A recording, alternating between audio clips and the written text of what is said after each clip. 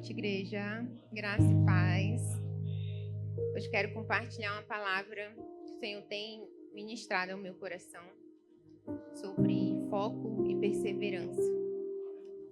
E está lá em Hebreus 12:1, que diz assim: assim nós temos essa grande multidão de testemunhas ao nosso redor. Portanto, deixemos de lado tudo que nos atrapalha e o pecado que se agarra firmemente em nós e continuemos a correr, sem desanimar, a corrida marcada para nós. Conservemos os nossos olhos fixos em Jesus, pois é por meio dele que a nossa fé começa e é ele quem aperfeiçoa. Ele não deixou que a cruz fizesse com que ele desistisse. Pelo contrário, por causa da alegria que lhe foi prometida, ele não se importou com a humilhação de morrer na cruz e agora está sentado do lado direito do trono de Deus. O Senhor tem ministrado essa palavra ao meu coração há umas 2 semanas. Estava muito agitada, muito dispersa, preocupada e fui para o quarto orar e falar: Senhor, me ajuda. Eu estou muito atrapalhada, eu estou muito confusa, eu não estou orando, não estou fazendo meu devocional direito e me ajuda. E o Senhor falou: concentra. Aí eu concentro. E continuei a orar: Senhor, eu não estou entendendo. Não estou entendendo o que o Senhor quer falar para mim. E depois ele falou assim: fixa os olhos em mim. E aí eu lembrei desse versículo, né? Que fala... e aí na hora veio no meu coração a palavra distração. E a distração, né, a dispersão, ela estava atrapalhando a minha comunhão com o Senhor, né? E a gente vive assim num mundo de distração, né? Muitas coisas tomam a nossa atenção, roubam, né, o nosso tempo, a nossa atenção, trabalho, rede social, entretenimento. E o nosso coração ele precisa estar fixo no Senhor para que a gente não se perca. E quando ele fala aqui, deixemos de lado tudo que nos atrapalha. Tudo que nos distrai, tudo que nos tira da presença do Senhor, tudo que nos atrapalha de fazer aquilo que o Senhor quer que a gente faça, né? E eu queria contar rapidinho a história da lebre e da tartaruga, não sei se vocês conhecem, né? A lebre desafiou a tartaruga para uma corrida. E a tartaruga aceitou, mesmo sabendo assim, cara, eu não vou ganhar, né? Eu acho que ela pensou, não vou ganhar essa corrida. E a lebre saiu disparada, ficou numa distância grande da tartaruga e chegou num momento lá que ela falou: vou dar uma parada aqui, vou descansar, porque, né? Nossa, ela está muito longe. E a tartaruga, naquele ritmo dela, foi andando. Chegou na lebre, a lebre estava dormindo, ela se distraiu e... vou dar um cochilo aqui. A tartaruga continuou no ritmo dela e a tartaruga ganhou a corrida. E aí, quando o Senhor fala aqui de corrida, né, eu lembrei dessa história. Né, aqui, conservemos os nossos olhos fixos em Jesus para alcançar o troféu, que é a vida eterna com o Senhor, né? Então, a tartaruga, as circunstâncias não eram boas para ela, mas ela perseverou, ela continuou rumo ao objetivo. Quando a gente está apostando, quando a gente está correndo, a gente quer o quê? A gente quer ganhar. E aí no pódio, né? Então, na nossa corrida, a gente também precisa perseverar, mesmo que as condições estejam ruins, que não estejam favoráveis. A gente precisa ir, porque essa corrida não é sobre velocidade. É sobre resistência, é sobre perseverança e é sobre olhar para o alvo. Olhar para o nosso objetivo, que é estar com o Senhor. Né? Olhando firmemente, fixamente para o Senhor. E toda vez que a gente olha para o lado, a gente olha para as circunstâncias, né? A gente acorda, é notícia ruim, é problema, é doença. E se a gente não tiver com o nosso olhar fixo no Senhor, a gente não vai ganhar essa corrida. Amém? E é isso, irmãos. Queria que quem pudesse, né? Para a gente começar a oração. Senhor, queremos te agradecer, Jesus, por mais essa oportunidade de estarmos aqui na tua casa, Senhor. Queremos te agradecer, Senhor, pela oportunidade de te cultuar, Senhor, de te louvar, Senhor, como igreja, Jesus. Pai, age profundamente no nosso coração, Senhor. Que a gente, Pai, não possa se distrair, Senhor, na nossa caminhada, Pai. Queremos, Senhor, estar com os olhos focados em Ti, Jesus, fixos em Ti, Jesus. Porque Tu é a nossa esperança, Senhor. Tu é o nosso Salvador, Jesus. Tu é o nosso Deus, Pai amado. Tu é quem traz esperança ao nosso coração, Senhor. Nos ajuda, Senhor, nos revela o nosso coração, Senhor, onde estamos errando, onde estamos nos distraindo, Senhor. Onde, Senhor, estamos nos afastando da Tua presença, Pai. Nos ajuda em graça, Senhor. Nos ajuda em perseverança, Senhor. Nos ajuda, Pai. Nos ajuda em fé. Nos ajuda a perseverar, Pai, nessa corrida, que é difícil, Senhor. A gente precisa ter resistência, resiliência. Nos ajuda, Pai. O Senhor sabe das nossas debilidades e dificuldades. Então, nos ajuda. Enche nosso coração de fé. Nos ajuda a perseverar, Senhor, no nome de Jesus. Queremos chegar, Senhor, lá na Tua presença, Senhor. Queremos que o Senhor olhe para nós naquele dia e fale: você está aprovado. Vem, meu filho. Esse é o nosso objetivo. Isso, Senhor, é que traz alegria ao nosso coração. Então, Senhor, em nome de Jesus, age na vida de cada irmão que está aqui, Senhor. Capacita cada um. Em nome de Jesus. Amém. Vamos ouvir a palavra do Senhor, então. Uma pessoa vai trazer a palavra do Senhor essa noite para nós. Uma pessoa que tem buscado, tem clamado ao Senhor. E que nós vimos crescer, aleluia. Convido aqui nosso querido presbítero Davi, que vai trazer a mensagem do Eterno nessa noite para todos nós. Pedir para o querido irmão Diácono Edemar estar vindo aqui na frente, está impondo as mãos e orando, para que possamos aprender a palavra de hoje em nome do Senhor.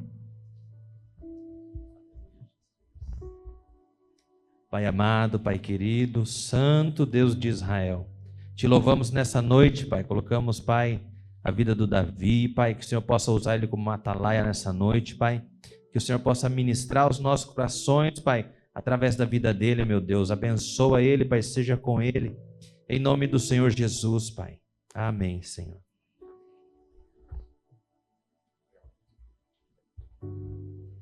Graça e paz, igreja. Confesso que dá um pouco de nervoso, né? Uma responsabilidade muito grande, muito grande. Então, quando o pastor ainda o mês passado comunicou para mim que, Davi, você poderia dar a palavra e tal, né? No último domingo de fevereiro, eu falei, claro, pastor, mas depois daquele dia a perninha já tremeu já um pouquinho mais, né? Porque sabemos da responsabilidade que é falar para a igreja do Senhor, porque não é simplesmente trazer uma palavra, é alimentar a noiva do Cordeiro.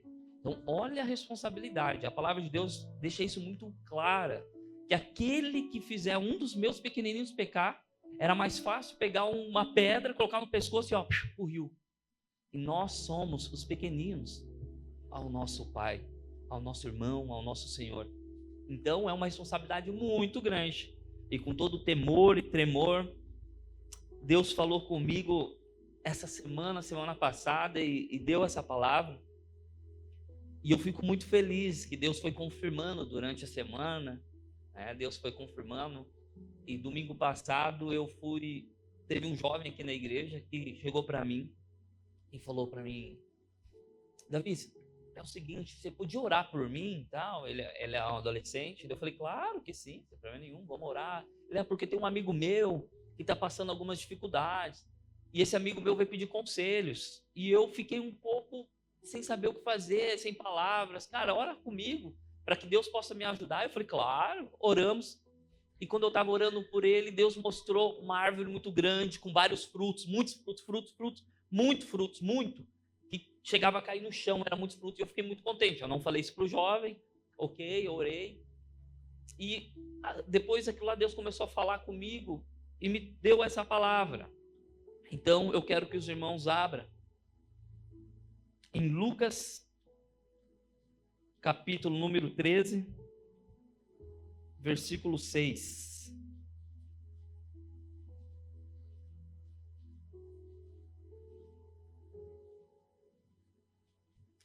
E depois, durante na quinta-feira, ou aqui na tenda do encontro, o Senhor usa o pastor Rodrigo para confirmar essa palavra. E eu fico maravilhado, porque o nosso Deus ainda fala, irmãos. O nosso Deus ainda fala. E a palavra diz o seguinte, Lucas capítulo 13, versículo 6, do 6 ao 9. Diz o seguinte: em seguida, Jesus lhe propôs a seguinte parábola. Certo homem possuía uma figueira cultivada em meio a uma grande plantação de videiras. Contudo, vindo procurar fruto nela, não encontrou nem ao menos um. E por isso recomendou ao vinicultor: este é o terceiro ano que busco os frutos dessa figueira e não acho. Sendo assim, podes cortá-la, para que ela ainda não ocupando inutilmente a boa terra. O vinicultor, porém, lhe rogou: Senhor, deixe ainda por mais um ano, e eu cuidarei dela, cavando ao seu redor e adubando. Se vier a dar fruto no próximo ano, muito bom, muito bem. Caso contrário, mandarás cortá-la. Então, essa parábola do Senhor, ela é uma parábola muito forte, né? Que ele diz o seguinte, que tinha uma vindeira, né, onde é uma vinícola, vamos dizer assim, onde planta vinho, né, a uva que colhe e produz o vinho, e existia uma figueira lá. Então, existia algo, um fruto que não era pertinente àquela situação, àquele ambiente. Mas, um exemplo, uma figueira, ela dá bons frutos, né? Você pode colher bons frutos. Então, Jesus continua falando que o dono da plantação foi procurar frutos automaticamente. Você tem lá uma terra, você ara a terra, você dedica um tempo, né? Você dedica a energia para aquela planta, você tem lá o vinicultor que cuida, vai lá podar, nutrientes, a terra dá nutrientes para aquela árvore. Então é automático que você espere que dê o quê? Frutos. É automático. E aí a palavra fala que Jesus contando, foi o primeiro ano, não achou. Foi no segundo ano, não achou. Foi no terceiro ano, não achou. Falou, não, vou cortar. Chega. O dono da plantação falou, não, chega, corta. Pô, você está gastando tempo? Não. Aí chegou o vinicultor e falou, não, por favor, espere mais um pouquinho. Espere mais um pouco, eu vou fazer o quê? Adubar. Eu vou dar mais nutrientes. Para quê? Dê frutos no próximo ano. Caso contrário, eu corto. E agora eu quero trazer isso para nossas vidas. Quantos anos eu faço esse questionamento para mim e para você? Quantos anos nós estamos na igreja e não damos frutos? Simplesmente viemos sentar numa cadeira e receber. Só receber, só receber, só receber. Porque é muito fácil, é muito bom vir num domingo para um social, entendeu? Vir na igreja para ouvir, para somente pegar esses nutrientes. E Jesus começou a falar muito forte comigo isso. Nunca esqueça que o primeiro a quem ministrou a palavra foi a mim.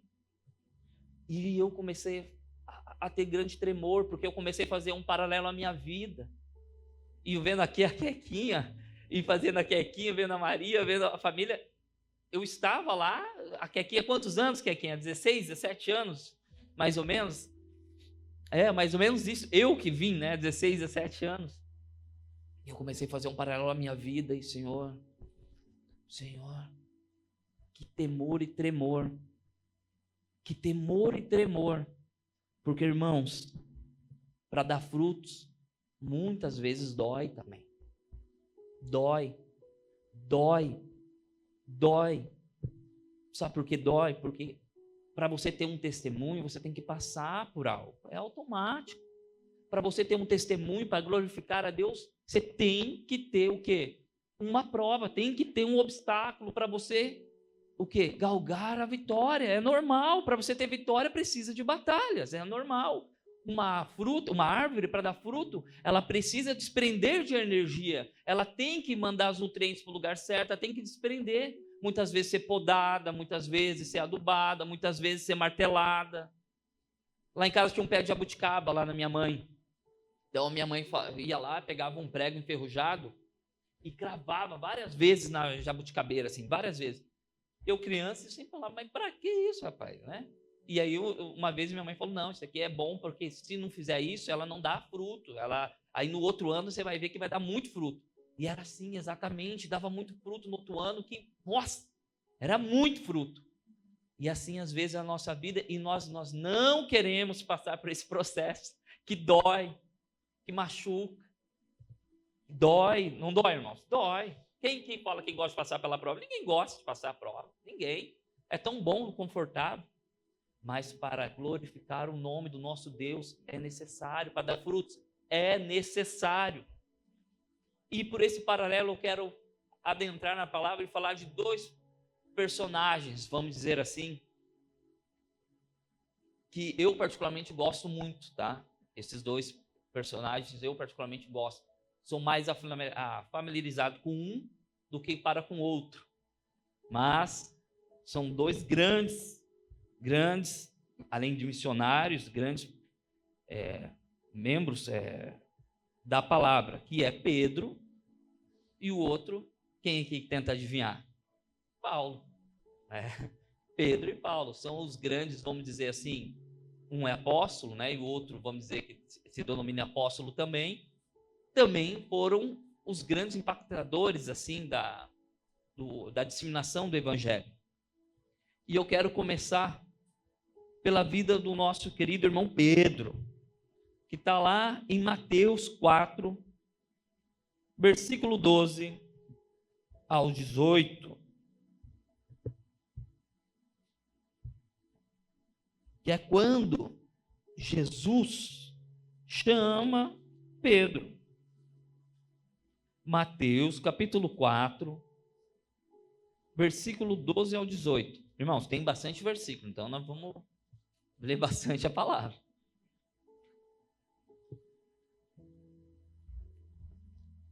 Que diz o seguinte, todo mundo achou?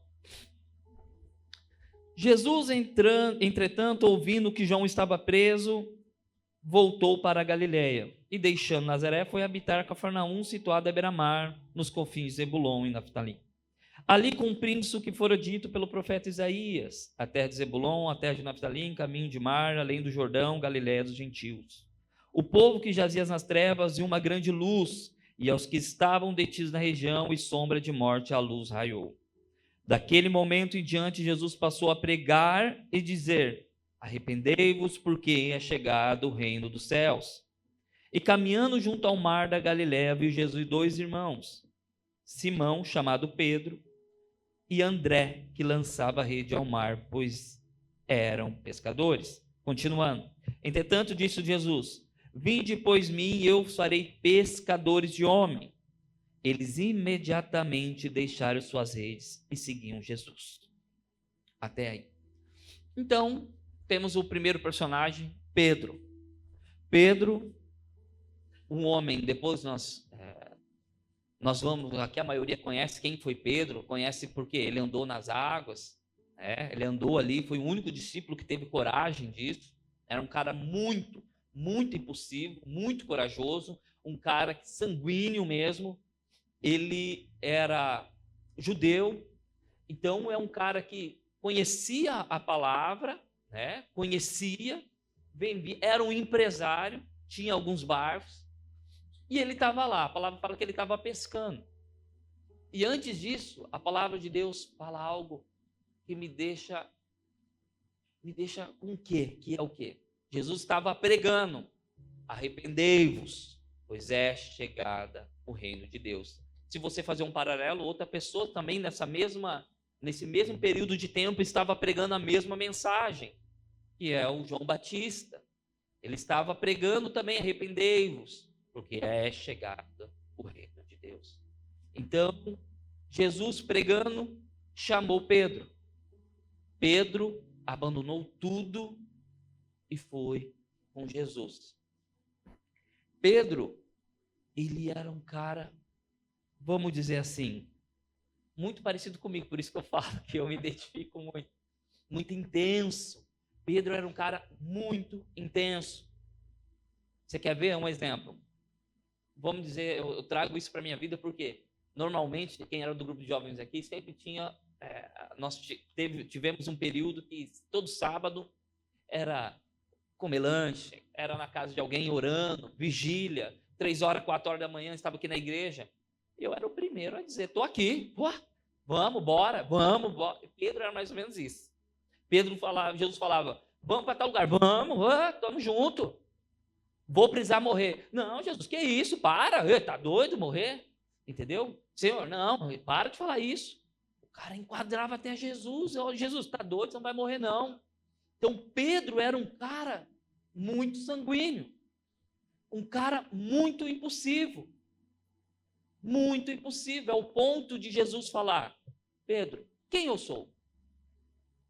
Pedro fala: tu és o Filho de Deus. Olha, Pedro, realmente não foi tu que falasse isso, revelaste isso a você. Foi o Pai que revelou isso a você. O Pai. Olha, Pedro já ficou grandão, né? Depois, alguns versículos depois, Jesus vai lá e repreende Pedro.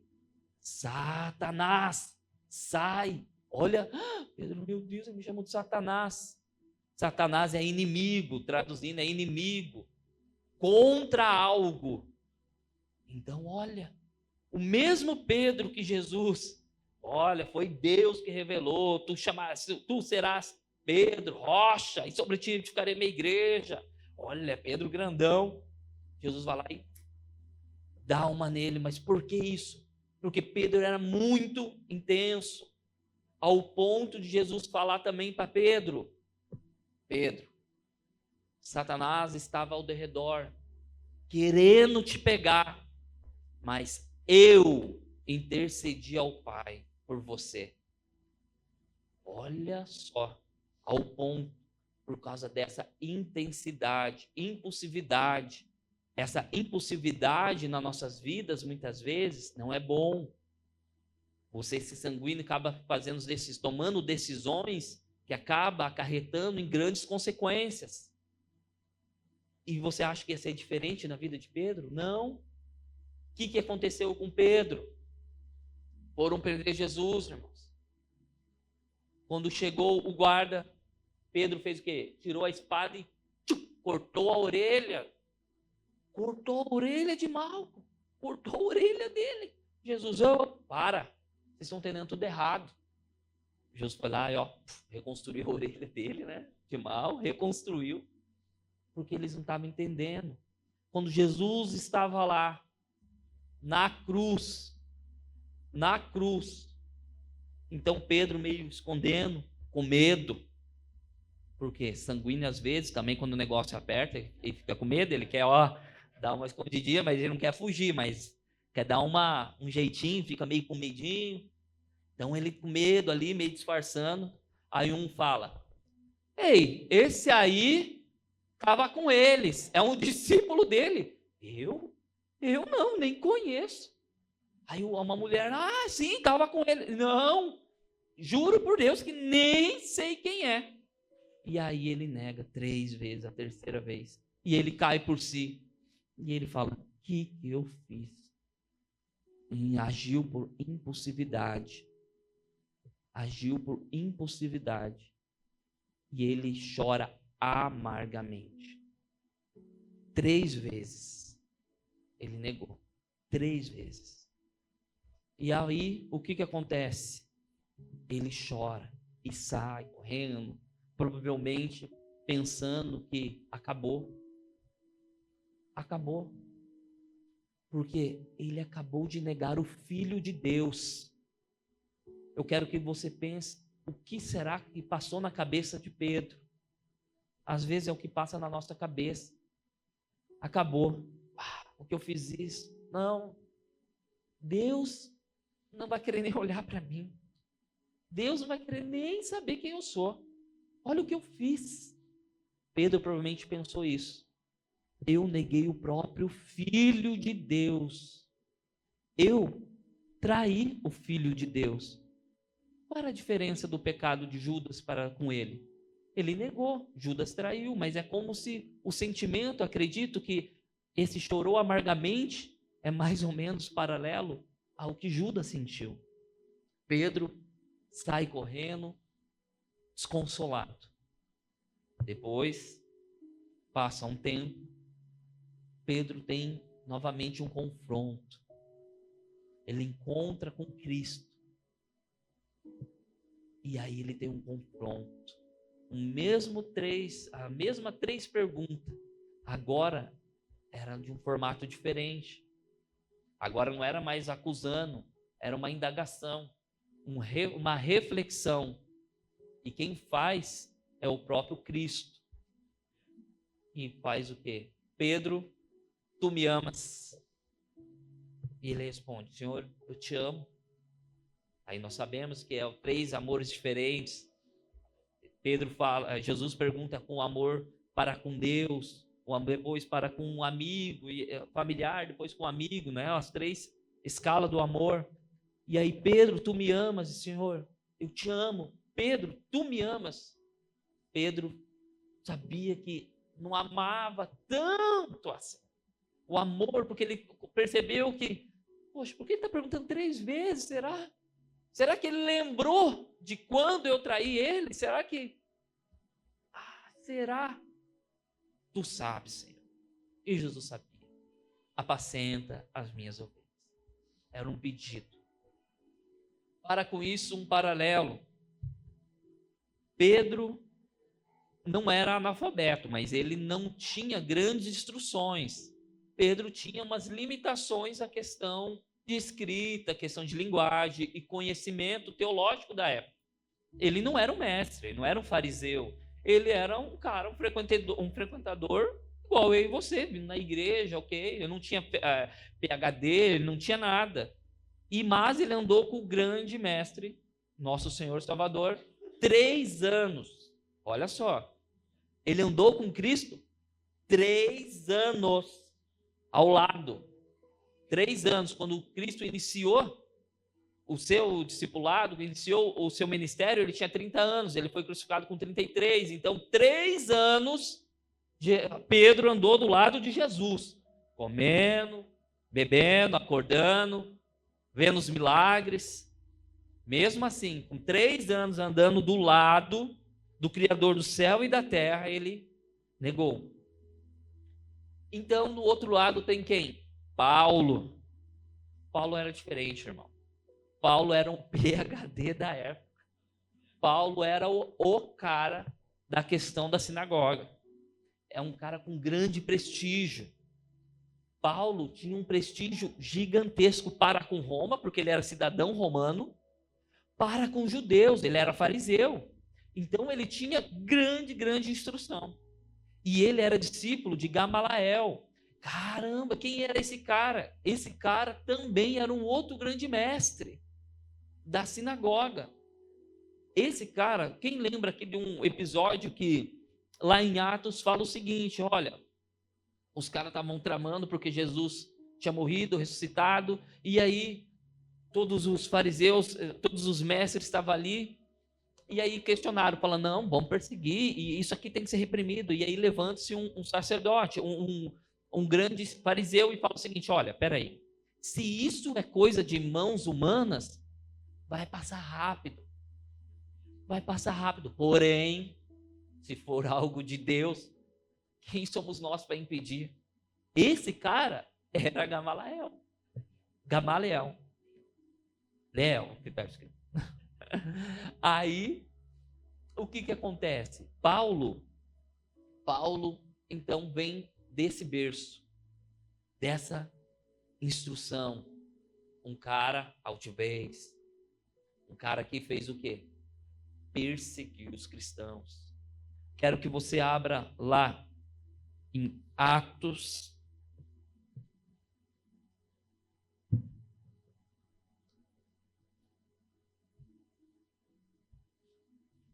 capítulo número 8, versículo 1 ao 3. Todos aqui conhecem Estevão? Estevão foi o primeiro mártir da igreja. Era um jovem, e ele é a primeira figura, primeiro mártir, a primeira figura a sofrer uma morte por amor a Cristo. Então, e quem estava lá, e quem tramou tudo isso, é um cara chamado Saulo. Saulo, Deus, sabia, uma curiosidade, sabia que Deus não mudou o nome de Saulo para Paulo? Deus não mudou. Saulo vamos dizer, em um idioma, e Paulo é em outro idioma. Então, simplesmente o texto ele começa a chamar Saulo e depois da conversão muda a questão interpretativa do idioma. Simplesmente isso. Então, esse personagem nosso, Paulo, diz o seguinte no livro de Atos, capítulo número 8, versículo 1. E Saulo estava aprovando o assassinato de Estevão. Saulo persegue a igreja daquele dia em diante. Estabeleceu grande perseguição contra a igreja em Jerusalém. Todos, exceto os apóstolos, foram dispersos pelas regiões da Judéia e de Samaria. Alguns homens piedosos sepultaram Estevão e derramaram seus corações em pranto para o seu mártir. Saulo, por sua vez, devastava a igreja, invadindo casa após casa, arrastando homens e mulheres para jogá-lo ao cárcere. Então, olha só o segundo personagem nosso.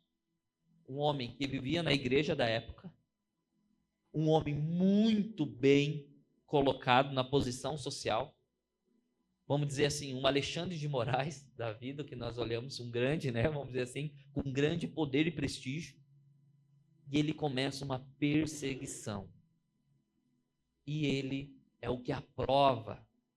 Esse aprovar é porque quando o povo ia julgar, sempre tinha os fariseus que, vamos dizer, é culpado ou inocente, vamos aprovar aqui, ó, atestar. Ele atestou a morte de Estevão.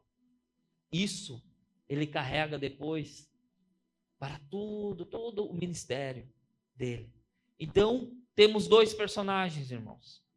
Pedro, um cara que andou com Cristo 3 anos, baixa instrução,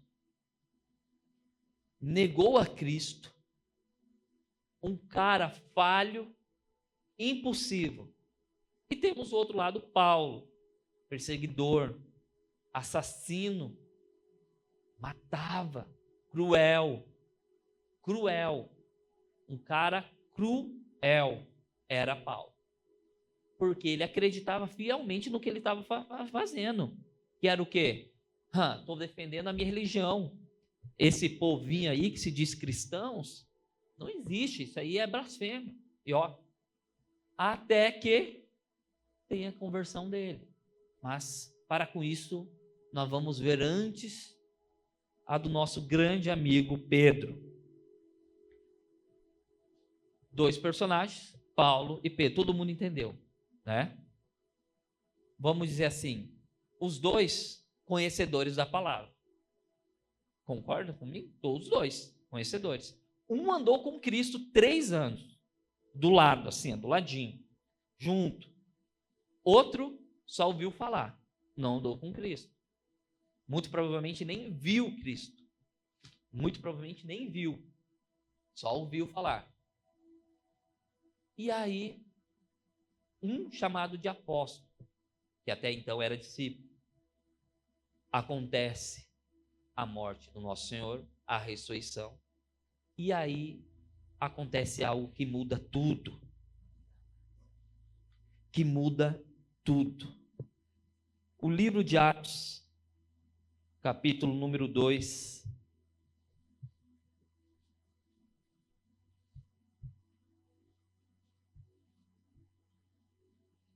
Vai nos relatar ali algo que faz toda a diferença. Que é o quê?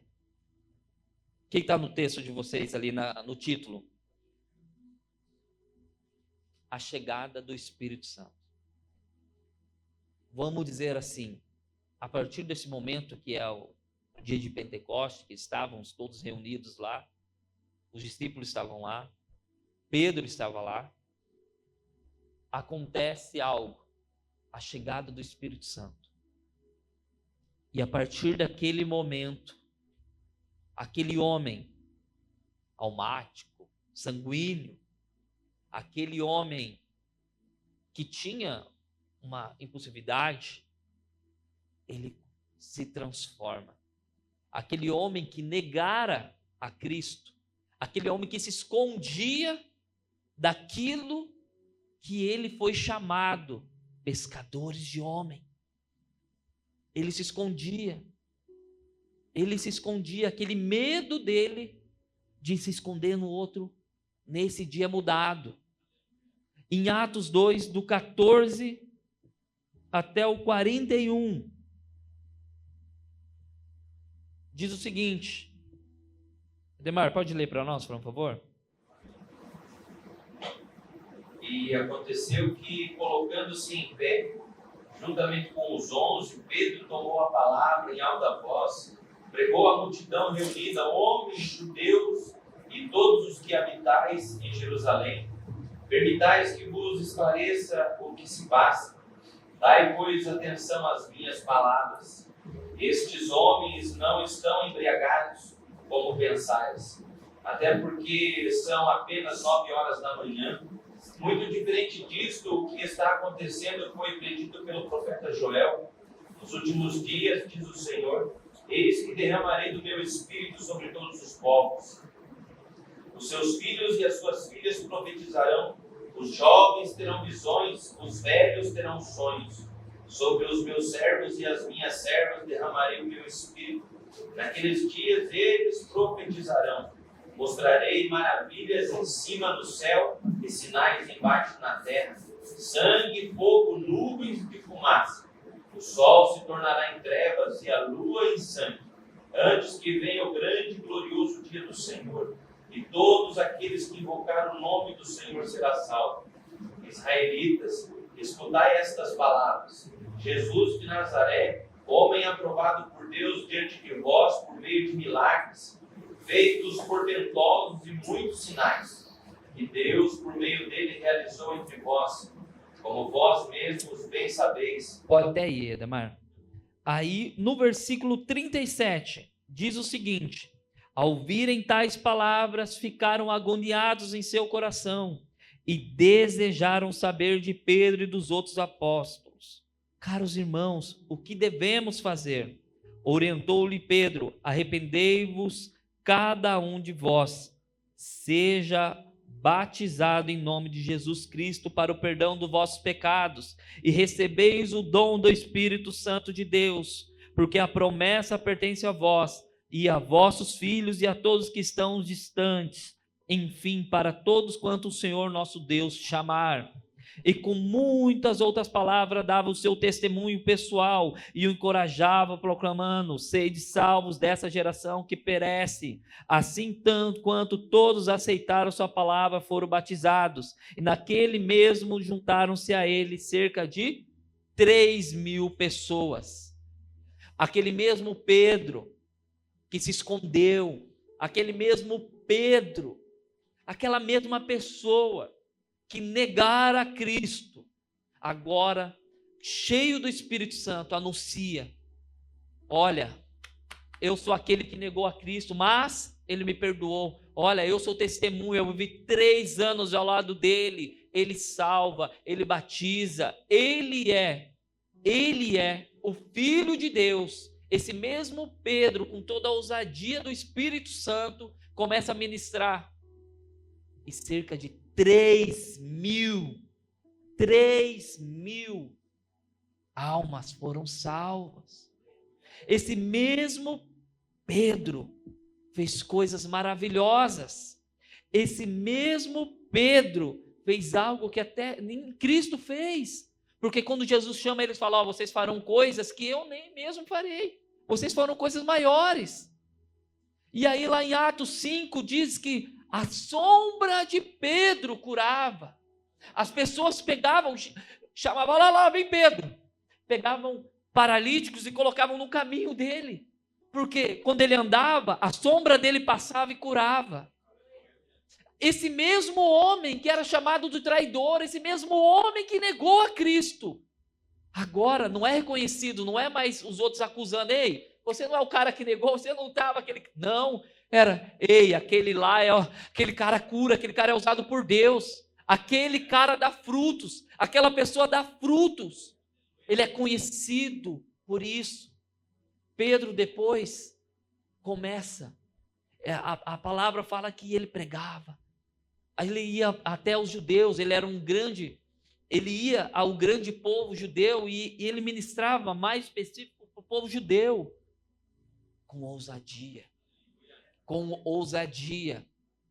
até que chega o tempo que ele, numa passagem de Pedro, aquele cara, sabe, todo orgulhoso, almático, ele fala: olha, humildemente eu chego a vós. Olha, ele começa a escrever, porque ele não escrevia. Então, quando Pedro, o primeiro livro dele, até o último que ele escreveu, você vê uma diferença de linguagem. Então, muito provavelmente, ele estudou também. Ele começou a se especializar. Então, muito provavelmente, ele começou a ter conhecimento. Não, eu preciso estudar a palavra, preciso me alimentar, preciso melhorar minha escrita, porque ele via que era necessário. E também porque Paulo estava do outro lado também, que nós vamos ver depois, que era um grande estudioso e começou a mandar muitas cartas, começou a instruir a igreja. E Pedro, querendo instruir também, acaba melhorando a sua escrita. E esse mesmo Pedro se transforma num mártir. O povo, então, o povo romano, falha a memória, pega ele e acusa ele, né, de grande traição, e fala o seguinte: olha, tu será crucificado. Pedro fala: olha, olha só o nível que chegou. Pedro olha e fala: eu não sou justo, eu não sou digno de ter a mesma morte que do meu mestre. Então ele faz o quê? Inverte. Por isso que a igreja apostólica, lá na Itália, né, em Roma, a cruz é invertida por causa do Pedro. Pedro foi o primeiro, então, a ser crucificado de cabeça para baixo. Logo depois, tem outros discípulos que foram crucificados, um em X, outro crucificado também, normal. Então, Pedro chega ao grande fim. Ele é martirizado, ele é morto. E hoje, depois de 2000 e alguns anos, nós estamos falando dele. Os frutos de Pedro permanecem, porque não eram frutos rasos, não eram emoção, não era fruto da sua perspicácia ou do seu próprio eu, porque quanto ele tentava fazer as coisas, quando ele falava que ele conseguia, não adiantava nada. Ao contrário, era vergonha, ao contrário, era medo, ao contrário, era se esconder, tímido. Quando vem o Espírito Santo, muda tudo. Quando vem o Espírito Santo, é ousadia, é conversão de vidas, é fruto que permanece, é fruto que dá mais frutos. É fruto que dá mais frutos. E aí tem o nosso outro grande personagem, Paulo. Quem aqui não conhece a conversão? Não vou abrir, mas está lá em Atos 9. A conversão de Paulo. ele faz o quê? Ele está andando até o caminho de Damasco, aonde ele encontra uma grande luz, e Jesus fala para ele: Saulo, Saulo, por que me persegues? Eu persigo você? Eu? Quando você persegue os meus, você está me perseguindo. Olha, vai até a casa de Simão e instrui ele. E isso ele fica cego, com umas escamas no olho. E aquele grande homem agora se vê necessitado, pedindo ajuda, até a quem ele perseguia. Então o Espírito Santo fala lá para o outro, Ananias: olha, vai vir aí uma pessoa muito gente boa. Vai vir aí um cara chamado Saulo. O quê? E você vai cuidar dele, você vai pregar para ele. Que? Saulo? Você tá doido? E aí então Saulo foi lá, tem uma conversão, e depois simplesmente ele é responsável por 1, 2, 3, 4, 5, 6, 7, 8, 9, 10, 11 livros. Lógico, eu não estou levando em consideração a primeira e a segunda, mas 11 livros do Novo Testamento. Simplesmente o maior missionário, vamos dizer assim, do Novo Testamento. 11 livros, aonde ele consegue estruturar toda a espinha dorsal, vamos dizer assim, da igreja contemporânea. Ele que dá todos os direcionamentos. Ele é um cara que, antes, eu particularmente, irmãos, eu olhava para Paulo, eu ficava meio bravo com Paulo, tá? Eu falava assim: cara, Paulo, ok, grande testemunho. Só que o cara era meio soberbo. Eu falava: não, Deus, olha, porque ele chegava a dizer o quê? Ó, se vocês estão com dificuldades de olhar para Cristo, aí, dificuldade de enxergar e seguir o exemplo, olhe para a minha vida, entendeu? Olha para a minha vida que, mais ou menos, mas lógico, depois eu fui entender no profundo e entender o que ele está dizendo e o contexto. Ao contrário, ele dizia assim: irmãos, eu não quero que vocês pequem mais. Meu Deus, se vocês não andaram com Cristo, não tem problema, mas olha para a minha vida, tenta imitar um pouquinho. Tenta imitar um pouquinho, pelo amor de Deus, eu não quero que vocês vão para o inferno. Era mais ou menos isso. Você entende que muda o tom? Era mais ou menos isso, irmãos, por favor. Olhe, faça isso, faça isso, faça isso, faça isso. Então, olha a diferença. Então, Paulo agora tem essa nova identidade. Foi conhecido como perseguidor? Não mais. Hoje os frutos dele é do maior missionário. Do maior missionário. Frutos. Árvore que deram frutos. Um andou com Cristo, outro não andou, não conheceu. Um demorou 3 anos para dar frutos, andando com Cristo. O outro imediatamente converteu, conheceu Cristo, ouviu a palavra em todo o coração. Na hora, começou a pregar, começou a falar. E agora eu quero fazer essa indagação para você. Que frutos nós estamos dando? Que frutos nós estamos dando? Que frutos? Quantos anos? Quantos anos vai precisar mais? Quantos anos? A palavra que Jesus falava da figueira era o quê? 3 anos vim buscar fruto. 3. Olha, quantos anos Pedro andou com Cristo? 3, sem dar fruto. 3. Até que Jesus falou que, olha, na parábola ele fala: eu vou adubar. Pedro então tem um grande encontro com Jesus, com o Espírito Santo. E aí ele teve a conversão. E agora eu pergunto para você: há quanto tempo nós estamos sem dar frutos? Há quanto tempo? Há quanto tempo?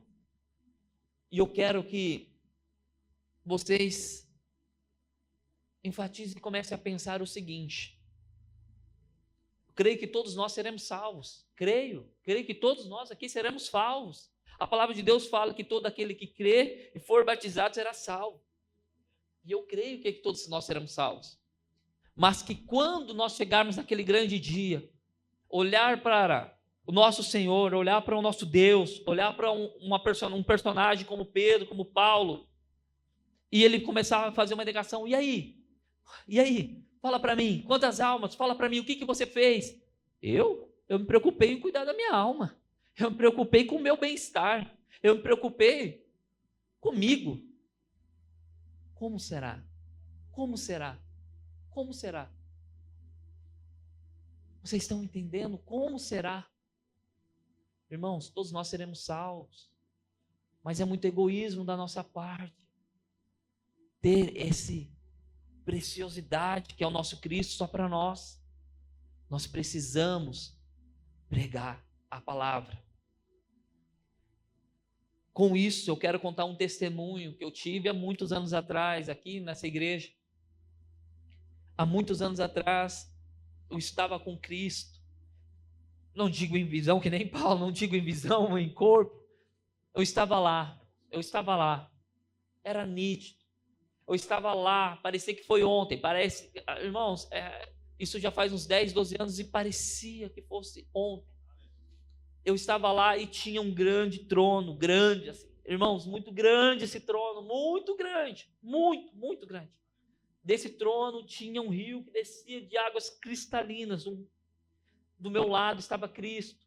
E do lado desse trono tinha muitos tronos menores, sabe? Menorzinhos. E aí eu olhando aquilo, eu me lembro que o sentimento que eu tinha, eu fiz assim, meu Deus, é muito trono.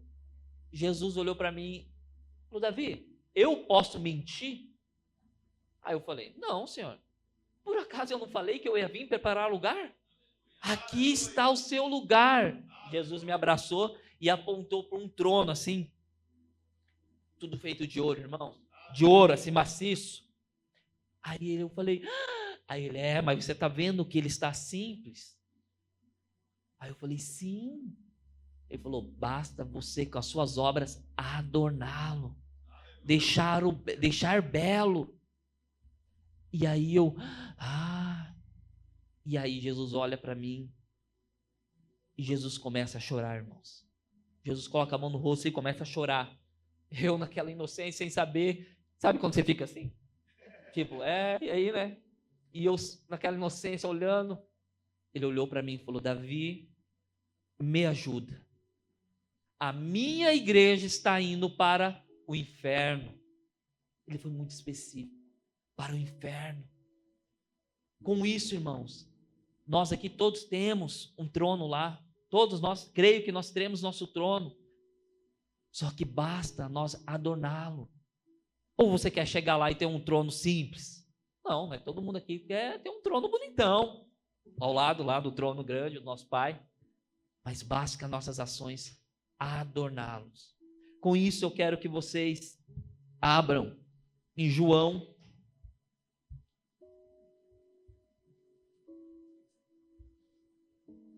capítulo número 15, versículo número 5.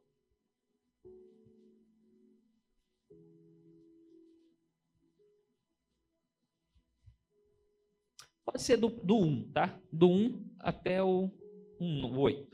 Diz o seguinte: eu sou a videira verdadeira e meu pai é o agricultor. Todo ramo que estando em mim não dá fruto, ele retira, ele corta. E todo que dá fruto, ele limpa, para que dê mais fruto ainda. Vós já estáis limpo pela palavra que eu vos tenho transmitido. Permanecei em mim e eu permanecerei em vós. Nenhum ramo pode produzir fruto por si mesmo, se não estiver ligado à videira. Vós igualmente não podereis dar fruto por vós mesmo, se não permanecerdes unido a mim. Eu sou a videira, diz o Senhor. Vós os ramos, aquele que permanece em mim e eu nele, esse dará muito fruto, pois sem mim nada podereis realizar obra alguma. Se alguém não permanece em mim, será como o ramo que é jogado fora e seca. Então esses ramos são juntados, lançados ao fogo e queimados. Se permanecerdes em mim, as minhas palavras permanecerão em vós. Pedireis o que desejares e vos será concedido. o que glorifica meu Pai, e deis frutos em abundância, e assim sereis verdadeiramente meus discípulos. Irmãos, precisamos estar ligados. Pedro não dava fruto porque não estava ligado ao Senhor. Paulo não dava fruto porque não estava ligado ao Senhor. Precisamos. E eu quero que nessa noite, já encerrando, eu quero que vocês comecem a refletir. Eu quero que vocês entendam que nós precisamos dar fruto. Ótimo, está dando fruto, amém? Mas não esqueça, a palavra fala que é limpo, então é um processo. É necessário passar por processos nas nossas vidas. É preciso que o nosso pai, o agricultor, limpe-os para dar mais frutos. E isso é diário, irmão. Nós precisamos dar mais frutos. Porque o Espírito Santo ministrou muito forte no meu coração. Muito forte. Muito, muito, muito forte. Que é para nós aproveitarmos. Aproveite. Aproveite para anunciar. Porque está chegando o tempo que nós teremos que guardar a nossa coroa para ninguém roubá-la. Será o tempo que nós não conseguiremos anunciar. Será tirado de nós esse direito. Irmãos, isso que eu estou dizendo para vocês é muito sério. Se nós não anunciarmos a palavra, quantas almas vão para o inferno? Quantas almas? Quantas almas? Então, nessa noite, eu quero que todos coloquem de pé. Já encerrando, eu quero que você, nessa noite, feche seus olhos. Eu quero que você reflita, assim como eu refleti. Será que eu estou dando frutos? E que frutos eu estou dando? Se eu estou dando frutos, como eu posso dar mais frutos? Se eu não estou dando frutos, Senhor, peça a Ele o Espírito Santo. Peça a Ele para que prepare para dar mais frutos. Então eu quero te pedir nessa noite que você comece a orar comigo. Ore pedindo ao nosso Pai, ore pedindo para que dê mais frutos. Porque, irmãos, chegará o tempo que nós não conseguiremos anunciar a palavra. Chegará o tempo onde a nossa preocupação será guardada pela nossa própria coroa. E esse tempo está chegando. Mas precisamos anunciar aos quatro cantos: arrependei-vos, porque é chegado o reino de Deus. Senhor Deus, nosso Pai querido, Senhor, eu quero te pedir, Senhor, nessa noite, Senhor, Pai, derrame o teu Espírito Santo aqui nesse lugar, Deus, em nome de Jesus, Pai. Pai querido, Senhor, prepara cada coração nessa noite, Senhor. Senhor, que em nome de Jesus, para essa palavra que foi anunciada, Senhor, possa ter caído em terra fértil, Senhor. Possa ter caído, Senhor, Pai, em nome de Jesus, que os corvos, Senhor, que as distrações, Pai, que Senhor, as tentações do dia a dia, Senhor, que as distrações do dia a dia, Senhor, não possa sufocar essa palavra, Senhor, que o corvo não possa roubar essa palavra, Senhor, que ela possa encontrar terra fértil, Senhor, e prosperar e dar frutos, Senhor, uma por 30, uma por 40, uma por 100, Senhor, que nós possamos ter o temor, Pai, o temor, Senhor, de saber, Pai, que é chegado o grande dia, que todos nós prestaremos conta ao nosso Deus, todos nós prestaremos conta ao nosso Senhor. Senhor, em nome de Jesus, Pai, Senhor, coloque em nossos corações, Pai, o amor a almas, Pai. Coloque em nossos corações, Pai, o amor, Senhor, porque a sua palavra fala, Pai, que a plantação, Senhor, é grande, a seara é grande, Senhor, e poucos são trabalhadores. Senhor, levanta trabalhadores aqui, Pai. Levante trabalhadores aqui, Pai, com testemunho de vida, Pai. Pai, com testemunho de fé, Senhor. Senhor, faz acontecer, Senhor, nas pessoas, na vida das pessoas, Pai. Senhor, faz, Pai. Senhor, e levante, Senhor. E, Senhor, é verdade, Deus. Obrigado, Senhor. porque faremos coisas, Pai, muito grandes, Senhor. Pai, aqueles jovens, Pai, sim, Deus, é verdade, Senhor. Senhor, prepara os jovens, Senhor. Prepara, Senhor, o idoso, Senhor, também, Deus. Senhor, prepara a pessoa que acha que vem aqui, Senhor, para sentar e não tem utilidade nenhuma no reino, Senhor. Senhor, que em nome de Jesus a pessoa possa ter entendido hoje que não importa quem você seja, não importa o grau de escolaridade, não importa quem você é. Importa é o Espírito Santo estar na sua vida. Importa é o Espírito Santo estar em nossas vidas. Senhor, que em nome de Jesus nós possamos ter entendido isso, Pai. Não importa qual é o meu trabalho, não importa se eu sou presidente, não importa se eu sou policial, não importa se eu sou médico, não importa se eu sou advogado, não importa. Importa que o Espírito Santo esteja conosco. Importa, Senhor, é isso, que os frutos permaneçam, que os frutos sejam real, que os frutos sejam verdadeiros, Pai. Então eu te peço, Senhor, em nome de Jesus, Pai. Senhor, em nome de Jesus, Pai. Em nome de Jesus, que possamos dar frutos, Pai. Que possamos dar muito fruto, Senhor. E, Pai, se estamos dando, Pai, limpa, Senhor, para que possamos dar mais frutos, Senhor. Mais frutos, é verdade, Pai. Um planta, Senhor, outro rega e outro colhe, é verdade, Deus. Sim, Deus, é verdade, Senhor. É verdade, então nos prepara, Senhor. Nos prepara, Pai. Nos prepara, Senhor. É verdade, Senhor, está chegando, Deus. Obrigado, Senhor. Obrigado, Deus. Que eu te peço e te agradeço, Senhor. Crendo que o Senhor falou e continuará falando, Pai. Em nome de Jesus. Amém. Pode assentar.